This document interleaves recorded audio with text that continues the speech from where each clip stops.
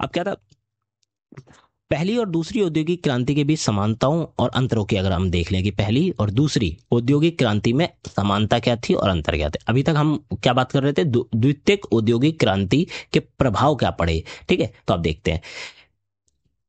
अब हम बात करें तो हमारा पहला पॉइंट जो बनता है वो है अमेरिका की दोनों औद्योगिक क्रांति और ब्रिटेन से समानता।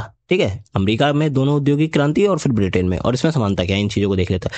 अमेरिका जो दोनों औद्योगिक क्रांतियां, अमेरिका में जो दोनों औद्योगिक क्रांति हुई थी वे ब्रिटेन की औद्योगिक क्रांति की सटीक और सफल नकल थी।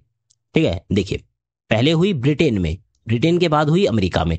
ब्रिटेन में औद्योगिक क्रांति जो हुई थी, ठीक है, वही पूरी की पूरी नकल करी गई थी अमेरिका के अंतर्गत। समझिए कि अमेरिका में जो दो औद्योगिक क्रांति हुई वो ब्रिटेन की औद्योगिक क्रांति की सटीक और सफल नकल थी। मतलब नकल भी करी गई पूरी तरह से सटीक, और साथ के साथ वो सफल भी रही। इसका मतलब है कि अमेरिका ने ब्रिटेन की तकनीक और आर्थिक मॉडल को अपनाया और अपने देश में लागू किया था।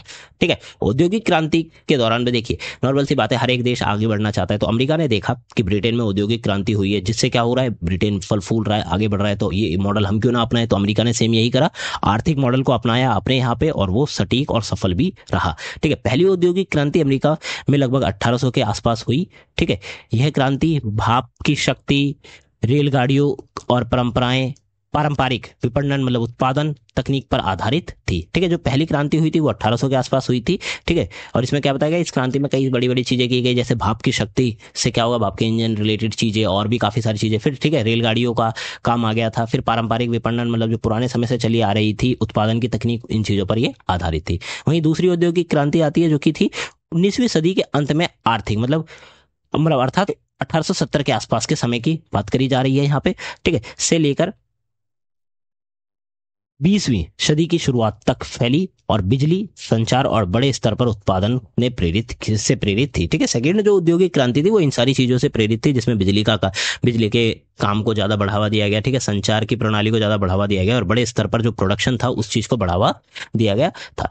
दोनों क्रांतियों ने अमेरिका की अर्थव्यवस्था को मजबूत किया और देश की औद्योगिक ढांचे को बदलाव लाया था। ठीक है, दोनों क्रांति जो थी, एक 1800 में और एक 1870 के आसपास का समय जो बताया गया जा रहा है। ठीक है, तो इन दोनों क्रांति ने क्या करा, बड़े स्तर पर अमेरिका की अर्थव्यवस्था को चेंज लाया। ठीक है, और साथ में औद्योगिक ढांचे में भी बदलाव किया था। अब पहली और दूसरी जो औद्योगिक क्रांति है, इसके बारे में हम यहाँ पे पॉइंट्स में पढ़ लेते हैं और उनके अंतरों को समझते हैं। ठीक है, यहाँ पे हम बिंदु की बात करेंगे, जैसे प्रसार, तो प्रसार से क्या हुआ ये सारी चीजें, फिर कालक्रम टाइमलाइन की हम बात करेंगे जो कि यहाँ पे बताई गई है। ठीक है, अब देखते हैं, चलिए पहले आती है औद्योगिक क्रांति प्रसार के सेक्टर में, मतलब स्प्रेड किस प्रकार से फैली। इसे प्राथमिक औद्योगिक क्रांति कहा गया। ठीक है, इसे द्वितीयक औद्योगिक क्रांति कहा गया। फिर कालक्रम की बात करें टाइमलाइन की, तो जो पहली औद्योगिक क्रांति थी उसका समय बताया जा रहा है 1700 से 1807 के दशक के बीच में, और जो दूसरी औद्योगिक क्रांति हुई थी वो बताई जा रही है 1870 से 1914 के बीच में। ठीक है, आगे देखिए, क्रांति की शुरुआत, ओरिजिन कहां से हुआ क्रांति का, अगर हम बात करें। ठीक है, बिंदु की बात करें तो यहाँ पे पहले बताया गया कि प्रथम औद्योगिक क्रांति थी और इसे द्वितीय औद्योगिक क्रांति कहा गया था। ठीक है, अब देखिए, क्रांति की शुरुआत हुई थी ब्रिटेन से आरंभ हुई थी और जर्मनी से आरंभ हुई थी। जो दूसरी औद्योगिक क्रांति थी वो आरंभ हुई थी जर्मनी से। ठीक है, जर्मनी में सबसे पहले ये सारी चीजें शुरू हुई और वो जर्मनी से आगे गई, और जो पहली औद्योगिक क्रांति थी वो ब्रिटेन में शुरू हुई थी और वहां से अन्य देशों तक गई थी। तकनीकों की बात करें, मतलब टेक्नोलॉजी क्या क्या डेवलप हुई थी, तो कोयले और भाप, सूती वस्त्र, लोहे का उपयोग, ठीक है, और कपड़ा उद्योग ने मशीनों का विकास हुआ था। ठीक है, ये सारी चीजें हुई थी किसमें, पहली औद्योगिक क्रांति में। किसमें भाई, कोयले के ऊपर काम किया गया काफी हद तक, फिर भाप के इंजन के ऊपर, फिर सूती वस्त्रों की ऊपर प्रोडक्शन पे हम बात करें तो फिर लोहे का उपयोग भी बढ़ गया था, कपड़े का उद्योग जो थे उनमें भी विकास हुआ था। फिर वहीं बात करें दूसरी औद्योगिक क्रांति की, तो स्टील मतलब इस्पात, रसायन, बिजली, पेट्रोलियम, तेल, गैस और अन्य उन्नत तकनीकों का विकास हुआ था सेकेंड औद्योगिक क्रांति के दौरान। संचार माध्यम की बात करें कम्युनिकेशन सेक्टर के लिए, तो संचार के लिए केवल प्रिंट माध्यम जैसे अखबार, पत्रिका आदि उपलब्ध थे। जो पहली औद्योगिक क्रांति थी उस दौरान संचार करने के लिए प्रिंट माध्यम उपलब्ध थे, जिसमें अखबार आ जाता है, पत्रिकाएं आ जाती हैं, मैगजीन्स आ जाती हैं। ठीक है, ये सारी उपलब्ध थी भाई। जब सेकंड औद्योगिक क्रांति हुई तो संचार में वही टेलीग्राम आ गया था। ठीक है, फिर टेलीफोन आ गया था और रेडियो भी आ चुका था, जो कि आधुनिक तकनीकों का उपयोग करके तैयार किए गए थे। हमारा अगला पॉइंट है ऊर्जा के स्रोत, मतलब एनर्जी कहाँ से ली जा रही थी। तो मेनली अगर हम बात करें तो ऊर्जा के लिए प्रथम जो औद्योगिक क्रांति थी उसमें एनर्जी ली जा रही थी कोयले और भाप का प्रयोग करके, और दूसरी जो औद्योगिक क्रांति हुई थी उसमें बिजली और बड़े जनरेटर का यूज किया जा रहा था ताकि उत्पादन में तेजी लाई जा सके। ठीक है, फिर उद्योगों के प्रकार की बात करें, इंडस्ट्रीज कौन कौन सी थी। तो पहली औद्योगिक क्रांति में वस्त्र निर्माण पर और लोहे के उद्योगों पर ज्यादा ध्यान दिया गया था, और दूसरी औद्योगिक क्रांति में ऑटोमोबाइल्स आ चुका था क्योंकि यहाँ पे इंजन का निर्माण हो चुका था। आंतरिक दहन इंजन जो है वो बन चुका था। स्टील रसायनों पे निर्माण किया जा रहा था। ठीक है, स्टील रसायनों के ऊपर ध्यान दिया गया, और बिजली के उपकरण जो थे, ठीक है, प्रोडक्ट्स जो कि इलेक्ट्रिसिटी से चलते हैं, इस प्रकार के उपकरण जो थे उन पर ध्यान दिया गया था ताकि भारी उद्योग शामिल था। ठीक है, फिर विकास की गति की बात करें, पेस ऑफ डेवलपमेंट की, तो तकनीकी और औद्योगिक विकास धीमी गति से हुआ था। भाई देखिए, टेक्निकली और जो इंडस्ट्रियलाइजेशन पे जो लेवल पर जो डेवलपमेंट थी वो थोड़ी धीमी थी, परंतु अगर वहीं हम सेकंड औद्योगिक क्रांति की बात करें, तकनीकी और औद्योगिक विकास में गति आ चुकी थी क्योंकि यहाँ पे एक तो इलेक्ट्रिसिटी से चलने वाली मशीनें जिनको ऑटोमेटिक मशीन्स कहा गया वो, और साथ में आंतरिक दहन इंजन, और साथ के साथ बिजली आ चुकी थी। ठीक है, तो क्या हो रहा था कि औद्योगिक में जो विकास हो रहा था वो बड़ी तेजी से भी हो रहा था और ज्यादा ज्यादा नई से नई टेक्नोलॉजी को लाया जा रहा था। बात करें हम शहरीकरण की, ठीक है, तो ग्रामीण क्षेत्रों के लोग शहरों की और रोजगार की तलाश में आने लगे थे। 1900 तक 40% से अधिक अमेरिकी लोग शहरी इलाकों में बस चुके थे, जिससे तेज शहरीकरण हुआ था। पहली औद्योगिक क्रांति में क्या हो रहा था, लोग आना शुरू कर चुके थे क्योंकि उन्हें पता था कि गांव में जो एक प्रकार से कहीं की रोजगार है वो नहीं मिल पाएगा, तो वो रोजगार की तलाश में शहर आने लगे थे। परंतु वहीं अगर हम बात करें सेकंड औद्योगिक क्रांति की, तो 1900 का वर्ष 1900 में 40% से अधिक जो अमेरिकी लोग थे वो शहरों में आके बस चुके थे, मतलब गांव से उठकर शहरों में आ चुके थे और अपने लिए रोजगार ढूंढ रहे थे। तो शहरीकरण जो था, अर्बनाइजेशन, वो तेज हो चुका था। ठीक है, उद्योगों में निवेश, इंडस्ट्रियल इन्वेस्टमेंट की बात करते हैं तो बैंक, व्यापारी और निजी निवेशक तेजी से उभरते उद्योगों में पैसा लगा रहे थे। देखिए, सबको पता चल चुका था कि अब जो औद्योगिकरण है ये कहीं ना कहीं एक अच्छा मौका है इन्वेस्टमेंट करने का। तो बैंकों ने, व्यापारी ने, ठीक है, बड़े बड़े जिनके पास अच्छा खासा धन है, और निजी निवेशक मतलब प्राइवेट जो इन्वेस्टर्स हैं या पर्सनल इन्वेस्टर्स हैं, इन लोगों ने अच्छा खासा पैसा लगाया था। फिर बात करें हम सेकंड औद्योगिक क्रांति की, तो वैज्ञानिक खोज को व्यावसायिक रूप से बदलने के लिए निवेश हुआ और वित्तीय संस्थाएं फिर सक्रिय हुई। वैज्ञानिक खोजों की बात करें तो क्या एक प्रकार से आप ये समझ सकते हैं कि इंस्टीट्यूट्स, जो बड़े बड़े हम कहें कि इंस्टीट्यूशंस हैं, वो खोले गए ताकि नई से नई टेक्नोलॉजी को लाया जा सके और उस चीज के ऊपर पैसा लगाया जा रहा था। जैसे कि मैंने ऊपर बताया आपको 2-3 इंस्टीट्यूट्स के नाम जो कि खोले गए थे, जिनका काम क्या था कि भाई वो किसी पर्टिकुलर टेक्नोलॉजी के ऊपर अच्छा खासा काम करें। ठीक है, तो उस चीज के ऊपर इन्वेस्टमेंट किया जा रहा था और वित्तीय संस्थाओं फिर से सक्रिय में आ चुकी थी, मतलब धन से रिलेटेड जितनी भी बड़े बड़े हम कहें कि संस्थाएं हैं वो सक्रिय हो चुकी थी। उपभोक्ता और निर्माता संबंध की बात करें, कंज्यूमर और प्रोड्यूसर के बीच में क्या संबंध था इसको देखें, तो उपभोक्ता और उत्पादक के बीच सीधा और सीमित संपर्क था। ठीक है, सीधा डायरेक्ट कम्युनिकेशन था, पर सीमित, एक प्रकार से हम कहें लिमिटेड था। ठीक है, सेकंड औद्योगिक क्रांति की बात करें तो उपभोक्ता की जरूरत को ध्यान में रखते हुए उत्पादों का निर्माण शुरू हुआ, जिससे बाजार केंद्रित उत्पादन हुआ। ठीक है, अब क्या हो रहा था कि पहली औद्योगिक क्रांति में तो भाई कि कोई चीज बना दी गई, यूजर के ऊपर है, वो यूज करना चाहता है नहीं, बट सेकंड औद्योगिक क्रांति में इस चीज पे ध्यान दिया गया कि यूजर को क्या चाहिए, जो कंज्यूमर है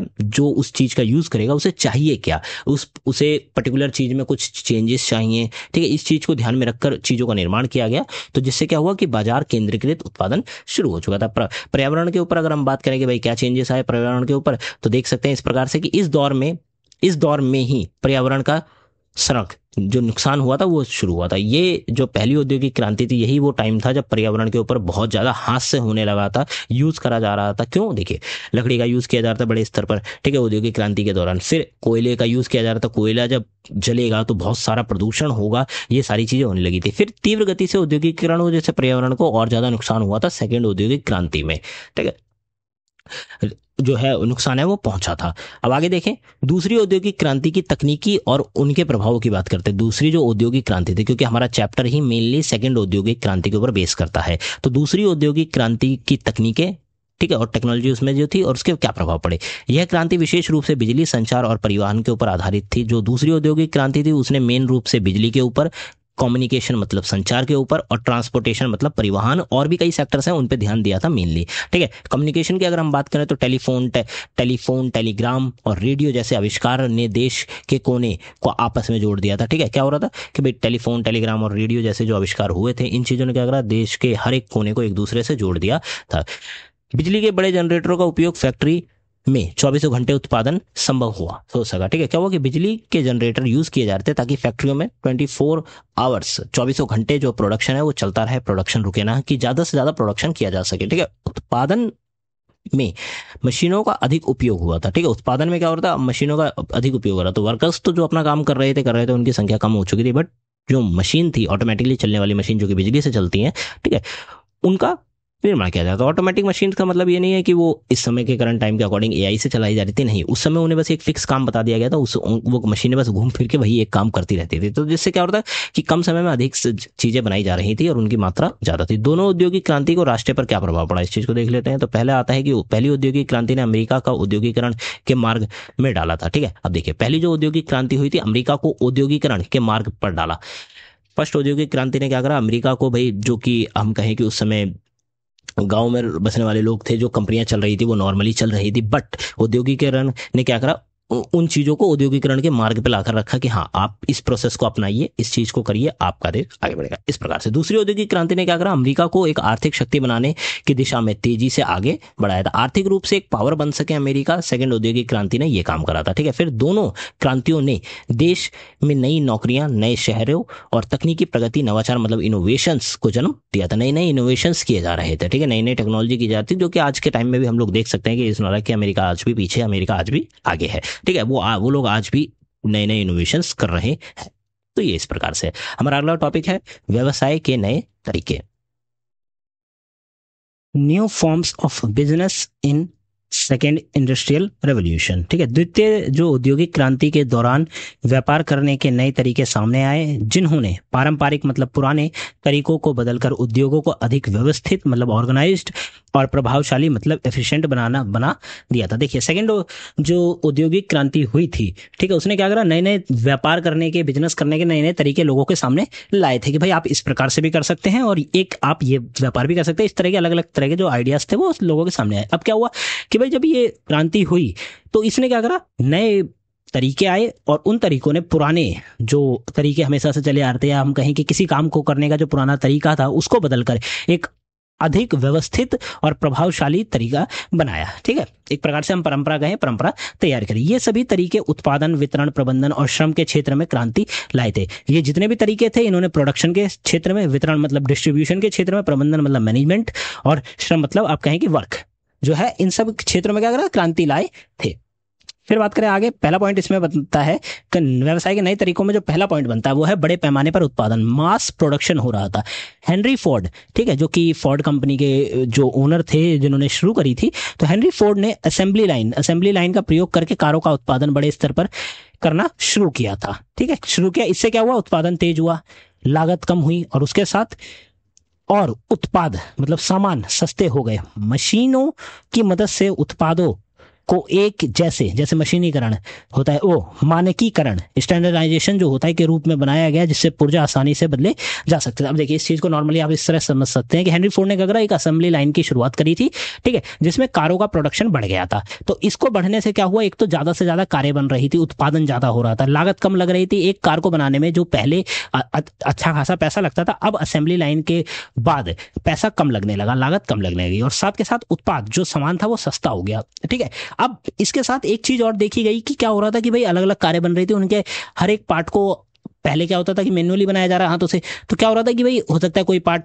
अलग शेप का बन गया हो, कुछ अलग हल्का फुल्का उसमें चेंजेस देखने को मिल जाते थे। बट बाद में क्या हुआ कि एक स्टैंडर्डाइजेशन सेट किया गया कि भाई ये पार्ट हर कार में सेम ही होगा, इसका सेम शेप होगा, सेम साइज होगा। ठीक है, कि बाद में हम लोग इसे इजीली चेंज कर सकें, जो पुर्जे हैं उसको बदला जा सके। ठीक है, तो इसलिए ये मानकीकरण मतलब स्टैंडर्डाइजेशन जो था वो लाया गया था। फिर आते हैं, दूसरा पॉइंट आता है वर्टिकल इंटीग्रेशन। इस पद्धति में कंपनियां उत्पाद की पूरी प्रक्रिया, कच्चे माल से लेकर वितरण तक पर खुद नियंत्रण रखती थी। ठीक है, जो वर्टिकल इंटीग्रेशन का है, इसका क्या मतलब है कि भाई कंपनी पूरी की पूरी एक चीज कच्चे माल मतलब रॉ मटेरियल से लेकर जब तक कि वो मटेरियल पूरी तरह तैयार होकर मार्केट में बिकने तक तैयार नहीं हो जाता, और बिक नहीं जाता मतलब वितरण नहीं हो जाता, तब तक कंपनी के हाथ में सब कुछ था। ठीक है, कार का पहला कार, अगर हम कार बनाने का उदाहरण ले, कार बनाने की कंपनी का, तो कार बनाने का जो कच्चा माल होता है वहां से लेकर कार बनकर वितरण मतलब जब तक वो डिस्ट्रीब्यूट नहीं हो जाती तब तक सारा नियंत्रण कंपनी के हाथ में ही था। ठीक है, उदाहरण के लिए एंड्रू क्रोनिग ने स्टील इंडस्ट्री में इसका प्रयोग किया था। इससे क्या हुआ कि भाई जब ये लाई गई वर्टिकल इंटीग्रेशन की जब पद्धति लाई गई तो इसमें क्या हुआ कि भाई लागत कम हो गई थी, एक तो गुणवत्ता अच्छी बनी रही और बाहरी सप्लायर पर निर्भरता घट गई थी। जो बाहर से सप्लायर आ रहे थे ना, बाहर से मंगाया जा रहा था, उन सप्लायरों पर निर्भरता कम हो गई थी। अब ये लोग खुद ही रॉ मटेरियल भी ले रहे थे, ठीक है, निकाल रहे थे और उसका यूज करके जो उत्पाद है या जो प्रोडक्ट है वो बना रहे थे। ठीक है, तो बाहर से सप्लायर की जो थी वो कम हो गई थी। क्यों? अब इसको इस प्रकार से समझ सकते हैं। इस पॉइंट का सिंपल सा ये है कि क्या क्या होता था कि भाई कार बनाने के लिए पार्ट्स इधर उधर से मंगाए जा रहे थे। तो क्या होता है कि भाई कार का टायर हो गया कहीं से मंगाया जा रहा है, कार का इंजन हो गया कहीं से मंगाया जा रहा है। नहीं, अब क्या हो रहा है, कंपनी इंजन भी खुद बना रही है, टायर भी खुद बना रही है। ठीक है, तो ये पद्धति लाई गई थी। फिर तीसरा पॉइंट यहाँ पे आता है वैज्ञानिक प्रबंधन मतलब साइंटिफिक मैनेजमेंट। फेडरिक टेलर ने यह प्रणाली विकसित की थी। फेडरिक टेलर ने जो वैज्ञानिक प्रबंधन की है या साइंटिफिक मैनेजमेंट की है ये प्रणाली तैयार की थी। इसमें क्या हुआ था, काम को छोटे हिस्सों में बांट दिया गया था, समय का ही सही प्रयोग किया गया, इसमें जो टाइम था उसका सही प्रयोग किया गया, और साथ के साथ और श्रमिकों को उनके काम के अनुसार बोनस मतलब इंसेंटिव दिया गया। इससे उत्पादकता बढ़ी और उत्पादन सस्ता हुआ था। ठीक है, अब देखिए ये जो प्रणाली लाई गई जिसका नाम था वैज्ञानिक प्रबंधन, इसमें क्या हुआ, काम को ना एक बहुत बड़े काम को छोटे छोटे हिस्सों में बांट दिया गया था। कि भाई अगर हम कार बनाने का उदाहरण ले तो कार के पिस्टन से एक तरफ बन रहे हैं, कार का कोई हिस्सा एक तरफ बन रहा है। ठीक है, इस प्रकार से कार का इंजन एक तरफ बन रहा है। ये हो गया, काम को छोटे छोटे में बांट दिया गया। फिर टाइम जो था उसका सही प्रयोग हो रहा है क्योंकि एक ही टाइम पे कार के अलग अलग हिस्से बन के तैयार हो रहे हैं और जैसे ही वो बनते हैं कार में उन्हें इंजेक्ट करके तैयार कर दिया जाता था। अगर हम कार बनाने का एक उदाहरण ले तो ठीक है, ये था कि भाई सही टाइम का जो था सही प्रयोग हो रहा था। उसके साथ भाई जो वर्कर थे ना उन्हें इंसेंटिव भी दिया जा रहा था, इंसेंटिव मतलब बोनस दिया जा रहा था।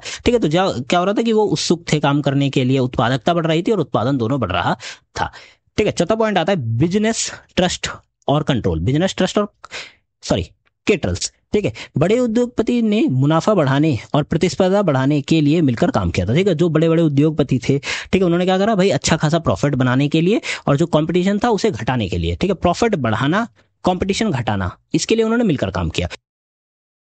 उदाहरण के लिए रॉकफेलर की स्टैंडर्ड ऑयल कंपनी ने अपनी प्रतिस्पर्धी जो ऑयल कंपनी थी उनके जो कॉम्पिटिटर थे मिलकर बाजार में एकाधिकार मतलब मोनोपोली बना लिया था। कि भाई अपने कॉम्पिटिटर से मिलकर क्या करा, अपनी मोनोपोली तैयार कर ली थी। इससे क्या हुआ, कीमतें जो थी वो स्थिर रही, मुनाफा बढ़ गया लेकिन उपभोक्ताओं का विकल्प कम हो गया। अब देखिए, सपोज करिए नॉर्मल से हम उदाहरण से समझ लेते हैं इस चीज को कि एक बहुत बड़ी कंपनी है पेंट की, ठीक है, बट उसके साथ साथ छोटी छोटी कंपनियां भी हैं जो कि आगे बढ़ना चाहती हैं। बट अब क्या हो रहा है कि बड़ी कंपनी ने क्या करा, छोटी कंपनियों से बात कर लिया, ठीक है, और नॉर्मली जो कॉम्पिटिटर थे उनको अपने अंतर्गत कर लिया। अब क्या हुआ कि जो कीमत है पेंट की वो तो सेम है, ठीक है, क्योंकि हर एक कंपनी अलग अलग रेट पे नहीं बेच रही, क्योंकि एक ही कंपनी की मोनोपोली है, वो कंपनी अपनी रेट पे बेच रही है, ठीक है, उसी के रेट को अपनाया जा रहा है। फिर दूसरा, उस कंपनी का मुनाफा भी बढ़ गया। पर तीसरा पॉइंट ये था कि भाई कस्टमर्स के पास जो ऑप्शंस होते हैं ना कि भाई मेरे पास चॉइस है, मैं इस कंपनी की लेना चाहूँ या उस कंपनी की, ये चॉइस उनके पास खत्म हो चुकी थी। ठीक है, अब उनको जो कंपनी मार्केट में थी उसी का सामान लेना था। तो सेम इसी प्रकार से हो रहा है कि ऑयल कंपनी का उन्होंने ये करा था। पांचवें उदाहरण की बात करें तो श्रम विभाजन मतलब डिवीजन ऑफ लेबर। उत्पादन कार्यों को अलग अलग हिस्सों में बांट दिया गया ताकि हर श्रमिक एक ही प्रकार का काम करे। इससे कुशलता बढ़ी, समय और लागत दोनों कम हुई, और तीसरा उत्पादों की गुणवत्ता सुधरी। ठीक है, क्या हुआ कि भाई श्रम विभाजन कर दिया गया। उत्पादन प्रोडक्शन के लिए, प्रोडक्शन कार्यों के लिए जो अलग अलग हिस्सों में बांटा गया था, ठीक है, ताकि हर श्रमिक क्या कर सके, एक ही प्रकार का काम कर सके। भाई कोई भी हम उदाहरण ले लेते हैं कि भाई किसी चीज किसी पार्ट को बनाना है तो उसके लिए अलग अलग हिस्सों में लोगों को बांट दिया गया और वो अपना अपना काम करने लगे, उन्हें अपना काम पकड़ा दिया गया, वो उसी प्रकार का काम करने लगे। ठीक है, इससे क्या होगा कि भाई कुशलता बढ़ी, एक व्यक्ति एक काम को करता रहेगा तो कहीं ना कहीं वो उस काम में कुशल हो जाएगा। तो ठीक है, समय समय और लागत दोनों कम हुई कि भाई एक ही चीज पे बहुत सारे लोग लग रहे हैं, ठीक है, टाइम भी बहुत लग रहा है। तो नहीं, अब क्या हो रहा है कि भाई एक चीज के अलग अलग पार्ट्स पे लोग लग रहे हैं, बना रहे हैं, तो समय भी कम लग रहा है, लागत भी कम लग रही है, और दूसरा उत्पादन की गुणवत्ता में सुधार हुआ था। छठा पॉइंट यहाँ पे आता है विज्ञापन और विपणन मतलब एडवर्टाइजमेंट और मार्केटिंग। कंपनियों ने अखबार, पत्रिकाओं और रेडियो के माध्यम से अपने उत्पादों का प्रचार किया था। जो कंपनियां थी बड़ी बड़ी, उन्होंने न्यूज़पेपर का यूज करके, मैगजीन का यूज करके और रेडियो का यूज करके जो भी उनका प्रोडक्ट था ना, प्रोडक्ट जो उन्होंने प्रोड्यूस किया था, ठीक है, उसका एडवर्टाइजमेंट उन लोगों ने किया था। इससे क्या हुआ, इससे ब्रांड की पहचान बनी थी कि भाई ज्यादा से ज्यादा एडवर्टाइजमेंट होगा, ज्यादा से ज्यादा लोगों को पता चलेगा कि उस ब्रांड की वो चीज इतनी है, ठीक है। तो क्या हुआ, पहचान बनी ब्रांड की। फिर दूसरा, मांग में वृद्धि हुई है। भाई अब जब एडवर्टाइजमेंट करेंगे, ज्यादा से ज्यादा लोग उस चीज को लेना चाहेंगे, तो क्या होगा, उस चीज की मांग बढ़ जाएगी। तीसरा पॉइंट यहाँ पे आता है कि उपभोक्ताओं की पसंद और जरूरतों के अनुसार उत्पाद बनाए गए, जो कि मैंने आपको ऊपर भी बताया कि पहली औद्योगिक क्रांति में क्या हो रहा था कि भाई प्रोडक्ट बना दिया गया और उनके लोगों के आगे रख दिया गया कि आपको ये प्रोडक्ट यूज करना है, ठीक है। अब लोगों के ऊपर था यूज करना है या नहीं करना। बट सेकंड उसमें क्या था कि भाई लोगों को देखा गया कि लोग किस प्रोडक्ट को यूज करना चाहते हैं, किस प्रकार से यूज करना चाहते हैं, ये सारी चीजें, और लोगों के अनुसार मतलब उपभोक्ताओं के अनुसार प्रोडक्ट को बनाया गया। हमारा सातवां पॉइंट आता है वितरण चैनल का विकास, डेवलपमेंट ऑफ डिस्ट्रीब्यूशन चैनल्स, ठीक है। नए माध्यम जैसे थोक व्यापारी मतलब होलसेलर्स आए थे, फिर उसके बाद खुदरा विक्रेता मतलब रिटेलर्स आए, और फिर आए वितरक मतलब डिस्ट्रीब्यूटर्स, ठीक है। हम कहें कि वितरण के अलग अलग चैनल्स सामने आए थे सेकंड जो औद्योगिक क्रांति हुई थी उसके अंतर्गत, ठीक है। थोक विक्रेता आए मतलब वो जो कि बहुत भारी मात्रा में, जो एक प्रकार से हम कहें कि सामान खरीदते थे, ठीक है। फिर रिटेलर्स आए जो कि कस्टमर्स को छोटी मात्रा में सामान जो थे वो देते थे, और डिस्ट्रीब्यूटर्स आए थे कि भाई होलसेलर्स से लेकर डिस्ट्रीब्यूट कर रहे हैं जगह जगह तक, ठीक है। इन सब के जरिए क्या हुआ, उत्पादों को दूर दराज तक पहुंचाया गया। ये तीनों, थोक विक्रेता हो गए, खुदरा विक्रेता हो गए और वितरक हो गए, इनके द्वारा जो सामान था वो कि दूर दराज गाँव बसेरों के इलाकों में भी पहुंचाया जा रहा था। रेलवे और स्टीम शिप्स ने इस प्रक्रिया को और तेज और आसान बना दिया था, ठीक है। फिर कैटलॉग सिस्टम से उपभोक्ताओं को सीधा घर पर डिलीवरी मिलने लगी थी। भाई कुछ क्या हुआ कि फिर कैटलॉग सिस्टम आया। इसके अंतर्गत क्या हुआ कि भाई जो उपभोक्ता या कंज्यूमर है वो डायरेक्ट अपने घर तक उस सामान की डिलीवरी मंगवा सकता था, जैसे कि आज के समय में होता है, ठीक है। पॉइंट नंबर 8 को देखते हैं, तो कंपनी प्रबंधक की नई संरचना, new company structure and management. भाई कंपनी का नया स्ट्रक्चर और नया मैनेजमेंट सामने आया। किसमें, बड़े उद्योगों में निर्देशक मंडल, बोर्ड ऑफ डायरेक्टर, जो कि आज भी काम में है, बोर्ड ऑफ डायरेक्टर्स होता है, ठीक है, सामने आया। मतलब एक प्रकार से ये संरचना लाई गई कि भाई जो कंपनियां चली आ रही हैं अब उनमें कुछ चेंजेस होंगे। चेंजेस क्या होंगे, एक नया निर्देश मंडल लाया जाएगा। फिर साथ में और प्रबंधन टीम का गठन हुआ। इससे क्या हुआ, मतलब प्रबंधन टीम, जो मैनेजमेंट की टीम है उसका गठबंधन किया गया, उसको बनाया गया टीम को। इससे कई सारे फायदे हुए, जैसे निर्माण प्रक्रिया स्पष्ट और तेज हुई। किसी भी चीज को बनाना है उसकी जो प्रक्रिया है, एक तो वो स्पष्ट हो गई कि हाँ भाई इस चीज को इस प्रक्रिया के द्वारा बनाया जा सकता है, इसमें कोई भी चेंजेस नहीं होंगे, ठीक है। और तेज हुई मतलब फास्ट हुई। फिर अधिकारों का वितरण हुआ कि भाई एक प्रकार से लोगों के पास जो अथॉरिटी है, जो उनके अधिकार है, राइट्स हैं, ठीक है, वो उनका वितरण हो गया था कि भाई ये वाला व्यक्ति सुपरवाइजर है, ये वाला व्यक्ति मैनेजर है, ये वाला व्यक्ति सब मैनेजर है, इस प्रकार की चीजें की गई, ठीक है। और प्रबंधन उत्तरदायी मतलब रिस्पॉन्सिबल बना। जो प्रबंधन है मतलब एक प्रकार से हम कहें जो मैनेजमेंट है ना, वो उत्तरदायित्व वो बना उस प्रोडक्ट के लिए। कि सपोज करिए एक कार बना रही है कंपनी, ठीक है, तो कार की कंपनी में जो भाई प्रबंधन होगा या जो वहां का मैनेजमेंट होगा वो उस कार के लिए रिस्पॉन्सिबल होगा पूरी तरह से, ठीक है। तो ये था, तो ये सारे 8 पॉइंट हैं, ठीक है। ये 8 पॉइंट्स क्या एक्सप्लेन करते हैं, ये 8 पॉइंट एक्सप्लेन करते हैं कि व्यवसाय के नए तरीकों में क्या क्या चेंजेस आए थे, ठीक है। जो बिजनेस ऑलरेडी चल रहे थे उनमें क्या चेंजेस आए थे। तो बड़े पैमाने पर उत्पादन होने लगा था, मास प्रोडक्शन। फिर वर्टिकल इंटीग्रेशन आया, ठीक है। फिर वैज्ञानिक प्रबंधन आया। आने का मतलब है कि ये सारी चीजें बिजनेसेस में चल रही थी, और जो बिजनेस चल रहे थे उनमें ये सारी चीजें लाई गई। Business test and control kettles आया था। फिर श्रम विभाजन की प्रोसेस आया, विज्ञापन और विपणन आया, वितरण चैनल का विकास, और उसके बाद अंत में कंपनी प्रबंधन की नई संरचना, ठीक है। इतना हो गया। अब हम नए उपभोग पद्धति की बात करते हैं, उपभोग पद्धति की, वो भी नई, ठीक है। जो द्वितीय औद्योगिक क्रांति के समय उपभोग की नई पद्धति सामने आई थी। जो दूसरी औद्योगिक क्रांति थी उसमें उपभोग करने की जो पद्धति है, ठीक है, वो एक सामने आई थी, वो भी एकदम अलग थी। किस प्रकार की थी उसको देखते हैं कि जिनका प्रभाव केवल उत्पादों और सेवाओं तक सीमित नहीं, बल्कि इन पद्धति ने समाज, राजनीति और अर्थव्यवस्था में भी जो व्यापक बदलाव किए थे, ठीक है। अब देखिए जो उत्पाद हो रहा है, एक प्रकार से कहें कि जो भी चीज बन रही है, ठीक है, कोई प्रोडक्ट हो गया, फिर सेवाएं हो गई, ठीक है, कोई भी चीज जो इनके प्रभाव थे पद्धति के, वो केवल किसी प्रोडक्ट के ऊपर या फिर उसकी सेवाओं तक सीमित नहीं थे, बल्कि उससे ज्यादा थे। ये प्रभाव पड़ रहे थे समाज पर भी, राजनीति पर भी और अर्थव्यवस्था पर भी, ठीक है। तकनीकी विकास और बड़े पैमाने पर उत्पादन के कारण उपभोक्ता वस्तु अब अधिक मात्रा में उपलब्ध होने लगी और लोगों की उन तक पहुंच और भी आसान हो गई थी, ठीक है। देखिए तकनीकी विकास, जब टेक्नोलॉजी का दो चीजें याद रखिए, टेक्नोलॉजी का विकास हुआ और जो प्रोडक्शन था वो बड़े स्तर पर हो रहा था।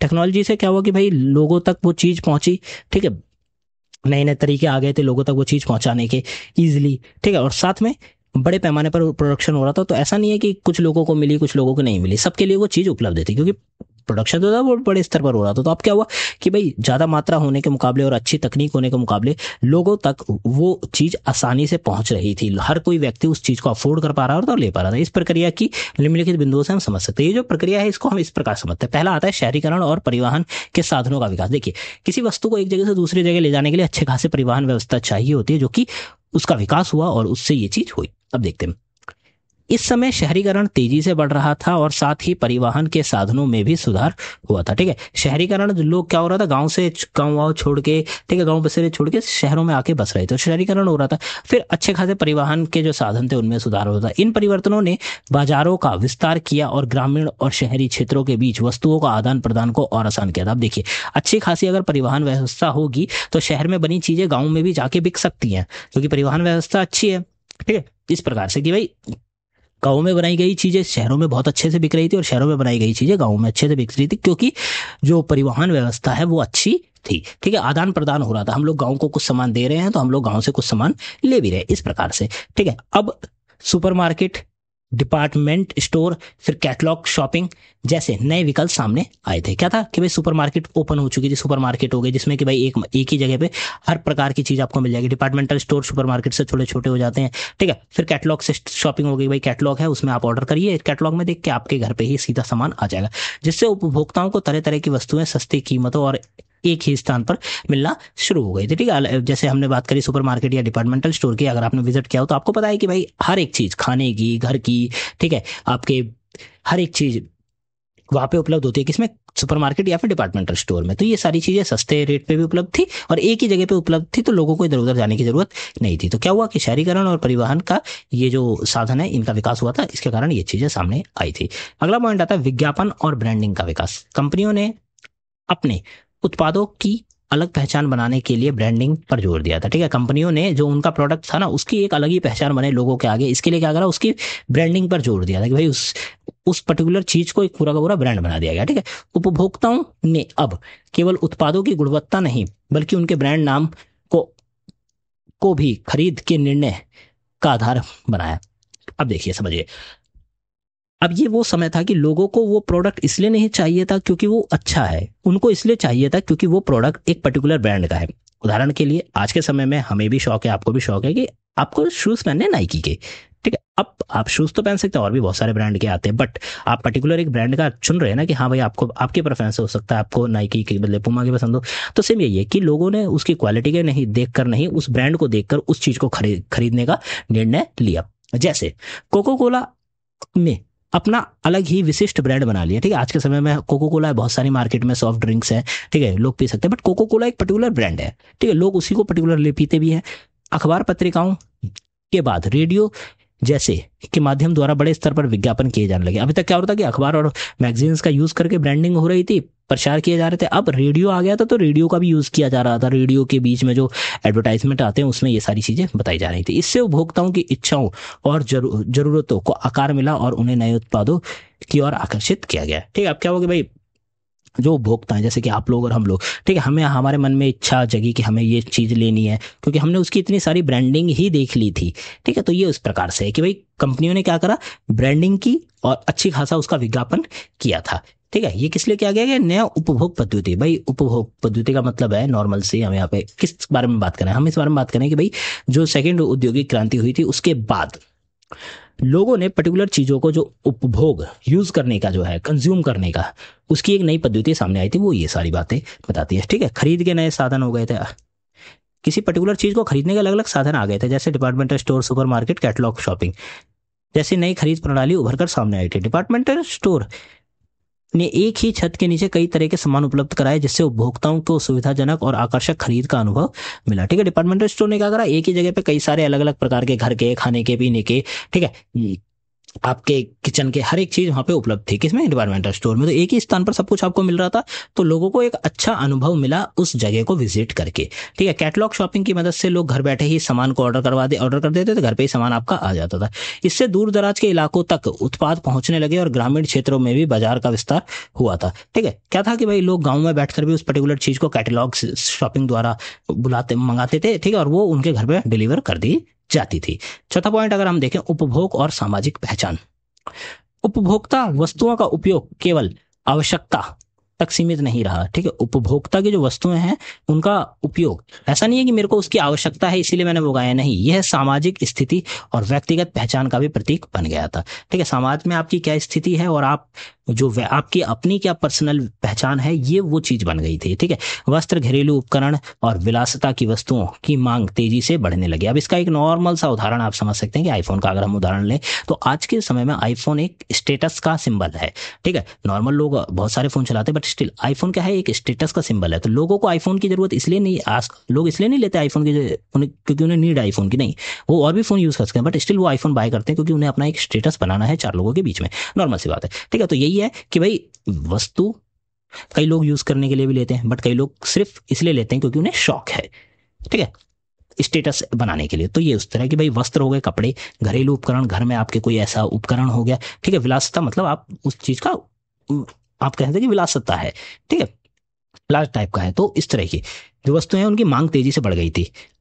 लोग अब अपने जीवन स्तर को ऊपर देखने के लिए अधिक से अधिक उपभोग करने लगे थे। ठीक है, लोग क्या कर रहे थे भाई, अपने जीवन स्तर को ऊपर दिखाने के लिए, देखने के लिए, दिखाने के लिए कि भाई मेरा समाज में मेरा क्या स्टेटस है, ये दिखाने के लिए मैं अपने हाथ में आईफोन या फिर मैं कहूँ और भी कोई ऐसी चीज जो कि मेरा स्टेटस लोगों के आगे बढ़ाती है, मैं वो चीज बाय करूंगा। तो ये वो बताया गया था। ठीक है, इसने एक ऐसी संस्कृति को जन्म दिया जिसमें व्यक्ति अपनी पसंद और अभिरुचि के अनुसार वस्तुओं का चयन करता था। इससे व्यक्तिवाद, इंडिविजुअलिज्म को बढ़ावा दिया गया। ठीक है, अब इससे क्या हुआ कि भाई लोग अपनी पसंद की चीज ले रहे हैं। ठीक है, अभिरुचि के अनुसार, अपनी पसंद और अभिरुचि के अनुसार वो वस्तु खरीद रहे हैं, जिससे क्या हो रहा है कि वो एक व्यक्ति चार लोगों के अलग, या फिर हम कहें कि कुछ लोगों के बीच में एक अलग ही उभर कर सामने आ रहा है। तो इंडिविजुअलिज्म जो है वो बढ़ा। पांचवा पॉइंट यहाँ पे बताया गया, अंतर्राष्ट्रीय व्यापार और वैश्वीकरण। इस समय परिवहन के साधनों में जबरदस्त सुधार हुए। रेलगाड़ी, स्टीमशिप और बाद में मोटर वाहन जैसे साधनों के माध्यम से वस्तुओं को तेजी और सस्ते में एक जगह से दूसरी जगह पहुंचाना क्या हुआ, संभव हो गया था। भाई अंतर्राष्ट्रीय लेवल पर अब व्यापार हो रहा है और वैश्वीकरण हो रहा है, तो इसमें क्या हो रहा है कि भाई जो परिवहन साधन थे वो जबरदस्त सुधार आया, उसमें बहुत तेजी से सुधार आया था परिवहनों में। ठीक है, ट्रांसपोर्टेशन में रेलगाड़ी हो गई, स्टीमशिप हो गई और उसके बाद मोटर वाहन हो गए, ये सारी चीजें डेवलप हुई। तो इन्होंने क्या करा, कम पैसों में एक वस्तु को दूसरे स्थान पर पहुंचाने की जो सुविधा थी वो की।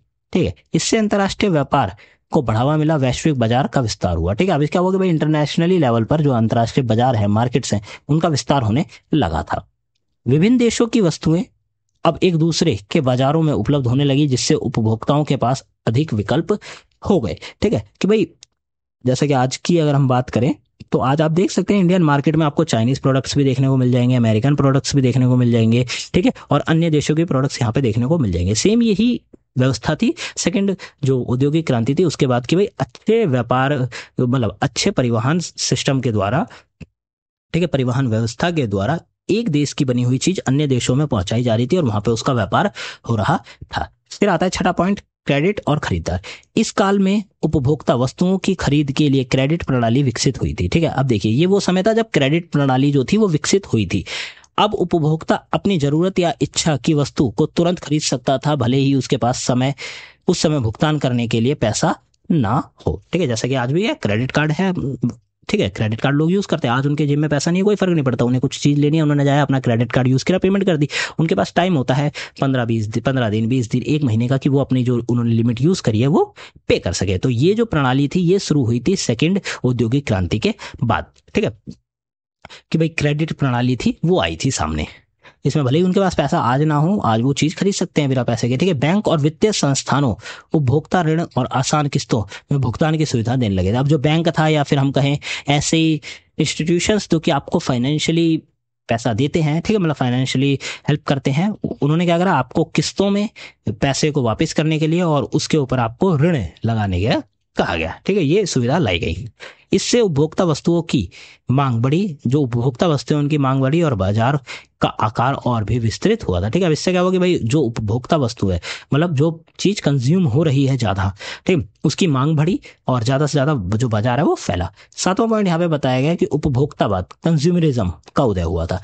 इस दौर में उपभोक्तावाद एक नया विचार बनकर उभरा। ठीक है, ये वो टाइम था जब उपभोक्तावाद एक अलग ही विचार बनकर सामने आया था, जिसमें उपभोग को केवल आवश्यकता नहीं बल्कि एक सामाजिक स्थिति के रूप में देखा जाने लगा था। ये वो समय था जहां पे भाई उपभोग, किसी चीज को खरीदना, ठीक है, आवश्यकता की वो नहीं मानी जाती थी कि भाई उसको आवश्यकता नहीं, ये उनकी सामाजिक स्थिति को लोगों के आगे दिखाता था। लोग अधिक से अधिक वस्तुएं खरीदने और आरामदायक जीवन शैली अपनाने के लिए प्रेरित हुए थे। जो लोग थे वो ज्यादा से ज्यादा चीजें खरीद रहे थे, ठीक है, और आरामदायक जीवन जो शैली है, आरामदायक जो लाइफस्टाइल है वो अपना रहे थे। अब लोग केवल आवश्यक वस्तुओं के बजाय सुविधा, आराम और विलासिता की वस्तुएं खरीदने लगे थे। यह उपभोक्ता सोच में एक नए बदलाव को दर्शाती है। ठीक है, अब क्या था कि अब लोग, मतलब क्रेडिट सिस्टम आया, फिर उसके बाद लोगों ने चीजों को बहुत ज्यादा खरीदने लगा। तो ये वो समय था कि लोग चीजों को इसलिए नहीं खरीद रहे क्योंकि उनको आवश्यकता है उस चीज की, नहीं, वो इसलिए खरीद रहे हैं क्योंकि उन्हें समाज में दिखाना है कि हमारे पास ये चीज है, ये हमने खरीदी है। तो ये इस प्रकार से था। ठीक है, फिर 8वां पॉइंट आता है ब्रांडेड उत्पादक की पैकेजिंग। ब्रांडिंग के साथ साथ उत्पादकों की पैकेजिंग का भी महत्व काफी बढ़ गया था। ठीक है भाई, जो किसी पर्टिकुलर चीज की ब्रांडिंग करना अलग बात है और उसको पैकेजिंग करना एक अलग बात है। ठीक है, तो सुंदर और सुरक्षित पैकेजिंग उपभोक्ता को आकर्षित किया और उत्पाद की गुणवत्ता और विशिष्टता को दर्शाए। ठीक है भाई, अच्छी खासी पैकिंग इसलिए की जाती है ताकि आप लोगों के मन में जो आकर्षण है वो उस चीज के लिए बढ़े।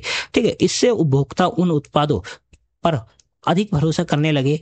इस समय डिब्बा बंद और प्रसंस्कृत, मतलब प्रोसेस्ड खाद्य प्रणाली की मांग बढ़ी थी। ये वो समय था जब आपको डिब्बे के, मतलब डिब्बा बंद जो प्रोसेस है वो, ठीक है, और साथ के साथ प्रोसेस्ड खाना, मतलब खाना जो था वो अच्छा खासा प्रोसेस्ड खाना था। तो ये चीजों की मांग बढ़ चुकी थी समाज के अंतर्गत।